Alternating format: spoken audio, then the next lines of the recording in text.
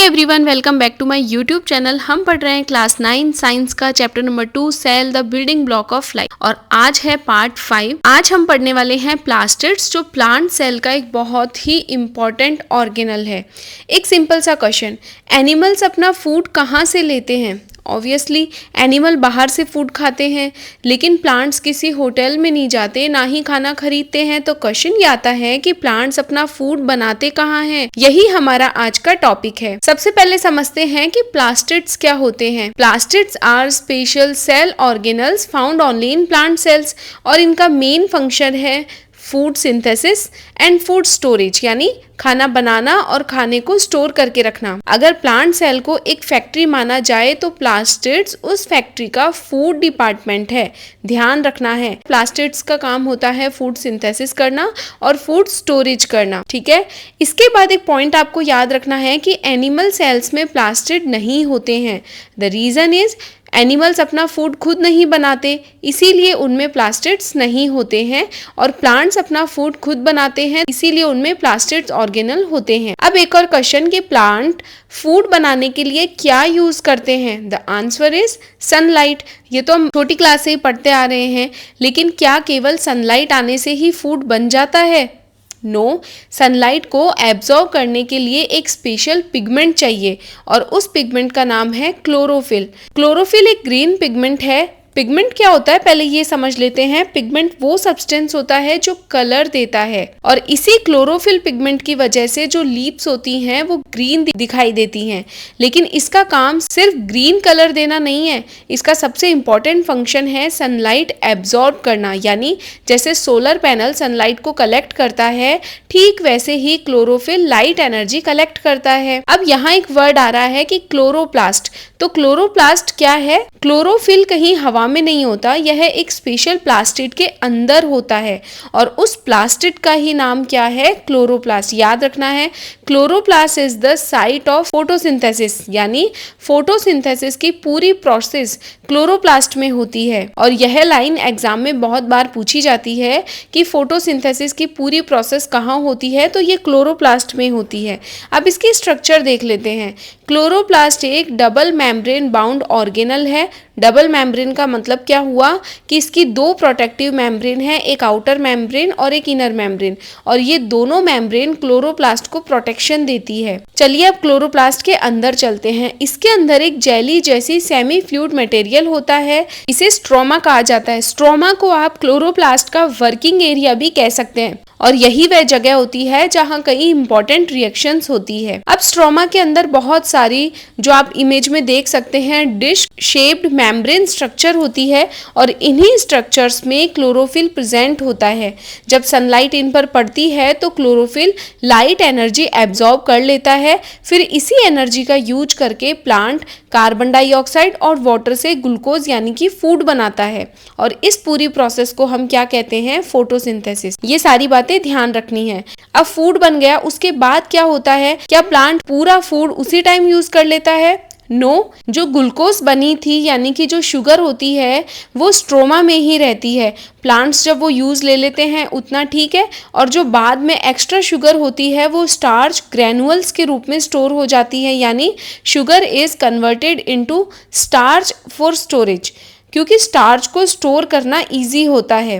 अब एक interesting fact, chloroplast और माइटोकॉन्ड्रिया में काफ़ी सिमिलरिटीज़ है। दोनों के पास अपना अपना डीएनए होता है और अपना अपना राइबोसोम होता है। इसका मतलब क्या है? नॉर्मली सेल्स के प्रोटीन राइबोसोम्स में बनते हैं, लेकिन क्लोरोप्लास्ट के पास अपना खुद का राइबोसोम होता है।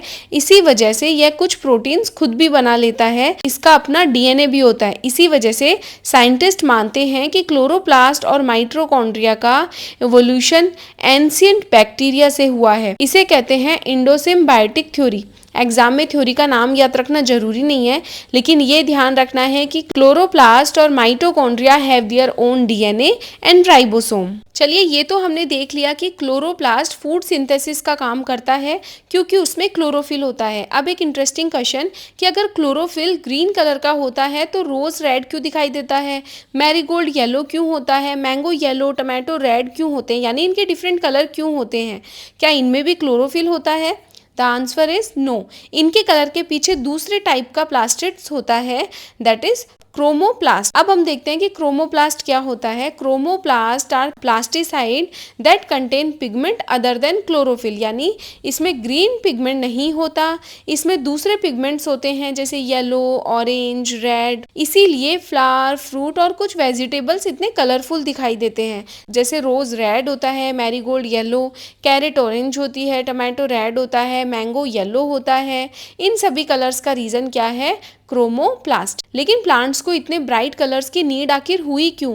ये बहुत ही इंपॉर्टेंट क्वेश्चन है। प्लांट सिर्फ ब्यूटीफुल दिखने के लिए कलरफुल नहीं होते, इन कलर्स का एक बायोलॉजिकल पर्पस भी होता है। जब फ्लावर ब्राइटली कलर्ड होता है तो बीज, बटरफ्लाई, बर्ड फटाफट से इनकी ओर अट्रैक्ट हो जाते हैं और इसमें से नेक्टर लेने आ जाते हैं और इसी टाइम पॉलेन एक फ्लावर से दूसरे फ्लावर तक पहुंच जाता है। इसे ही कहते हैं हम पॉलिनेशन। इसीलिए ब्राइट कलर्स पॉलिनेटर को अट्रैक्ट करते हैं। अब फ्रूट्स की बात करते हैं। जब फ्रूट रेड, येलो या ऑरेंज होता है तो बर्ड्स एंड एनिमल्स उसे जल्दी आइडेंटिफाई कर लेते हैं और फटाफट से उनको खाने पहुंच जाते हैं। पूरे फ्रूट को खाने के बाद सीड्स को अलग अलग जगह पर गिरा देते हैं और वहाँ एक नया प्लांट उग जाता है और इसी प्रोसेस को हम क्या कहते हैं? Seed dispersal. इसीलिए क्रोमोप्लास्ट सिर्फ कलर नहीं देता जबकि प्लांट की रिप्रोडक्शन में भी इनडायरेक्टली हेल्प करता है। इसके बाद आपको थर्ड प्लास्टिड्स याद रखना है जिसका नाम है ल्यूकोप्लास्ट।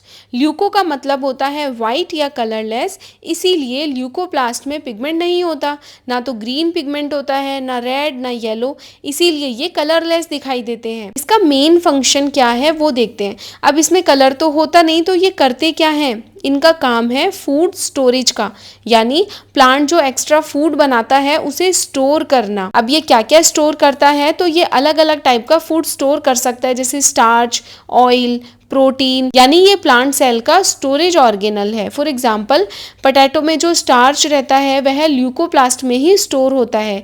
इसी तरह तारो जो हमने कोलोकॉसिया पढ़ा था यानी अरबी जो होती है उसमें भी स्टार्च ल्यूकोप्लास्ट में ही स्टोर होता है। क्लोरोप्लास्ट फूड बनाता है, ल्यूकोप्लास्ट फूड स्टोर करता है। लेकिन एक क्वेश्चन ये आता है कि प्लांट सेल में पानी कहाँ स्टोर होता है, मिनरल्स कहाँ जाते हैं, वेस्ट मटेरियल कहाँ जमा होता है। और सबसे इंटरेस्टिंग चीज कि जब किसी प्लांट को कई दिनों तक अगर पानी ना दिया जाए तो उसकी पत्तियां जो है वो मुरझा क्यों जाती है, यानी why does a plant wilt. इन सभी क्वेश्चंस का आंसर क्या है?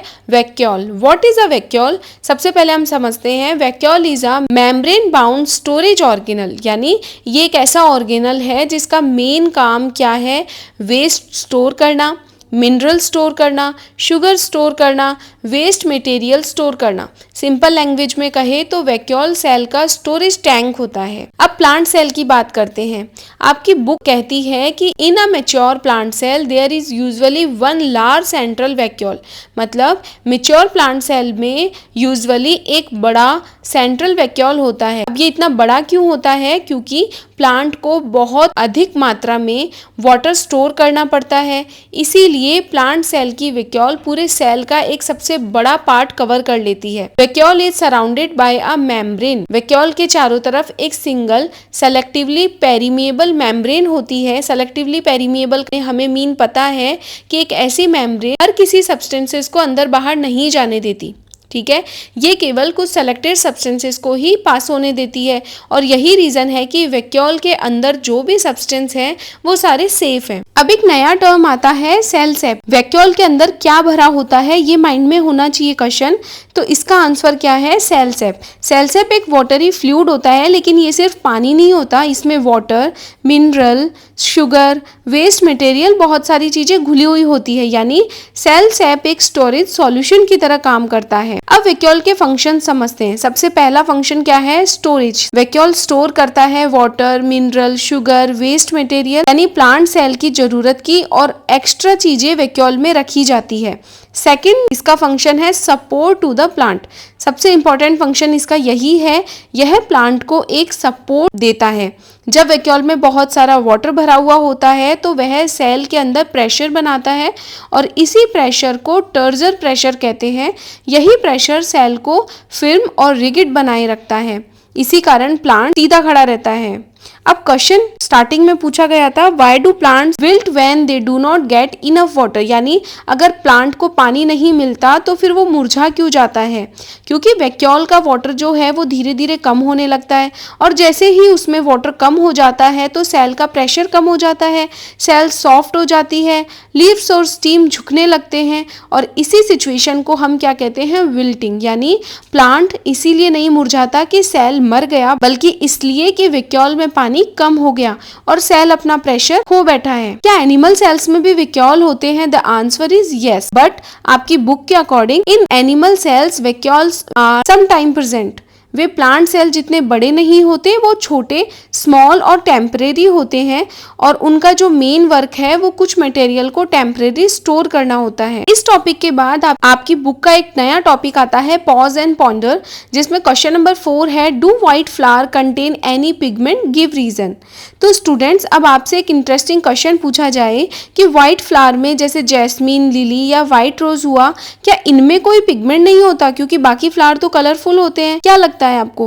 White flower also contain pigment but they do not contain coloured pigment like red, yellow and orange. यानी उनमें पिगमेंट तो होता है लेकिन हमें वो दिखाई नहीं देता। व्हाइट कलर वो इसीलिए दिखाई दे रहे हैं क्योंकि उनमें क्लोरोफिल नहीं है और क्रोमोप्लास्ट के ब्राइट पिगमेंट भी नहीं है।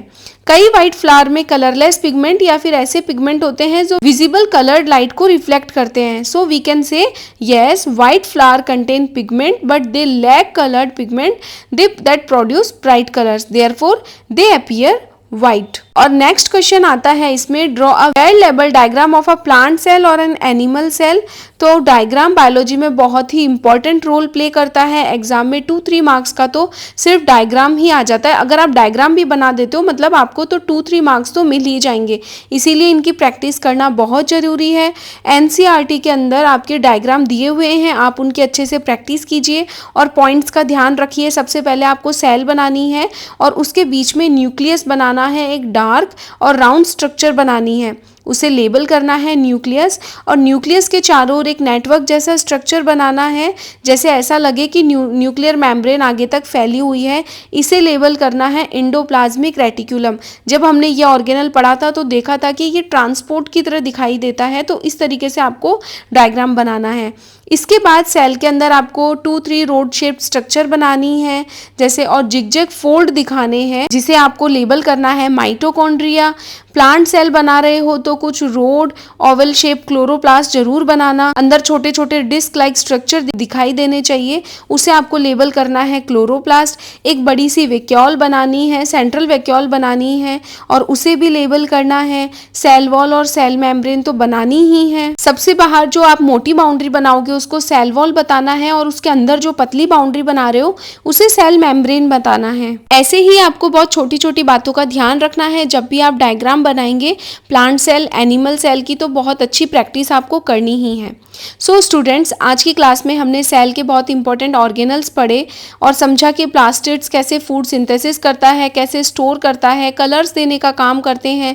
इसके बाद हमने वैक्यूल के फंक्शन पढ़े और ये देखा कि वाटर, मिनरल और वेस्ट मटेरियल को स्टोर करने के साथ साथ प्लांट को फिल्म बनाए रखने में भी हेल्प करता है। अगर आज का कॉन्सेप्ट आपको अच्छे से समझ में आ गया तो एक बार एनसीईआरटी की इन पेजेस को जरूर रिवाइज कीजिएगा और डायग्राम की प्रैक्टिस करना तो बिल्कुल भी मत भूलिएगा। अगले वीडियो में हम इसी चैप्टर का नया टॉपिक शुरू करने वाले हैं, how do normal cells grow and divide, यानी हमारी बॉडी में सेल्स कैसे बढ़ते हैं, नए सेल्स कैसे बनते हैं, पुराने या डैमेज सेल की जगह नए सेल्स कैसे आते हैं।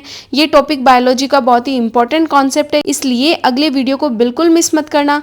अगर आपको ये वीडियो पसंद आया तो इस वीडियो को लाइक, शेयर, चैनल को सब्सक्राइब करना बिल्कुल भी मत भूलिएगा। Thank you so much for watching. See you in the next class. Happy learning.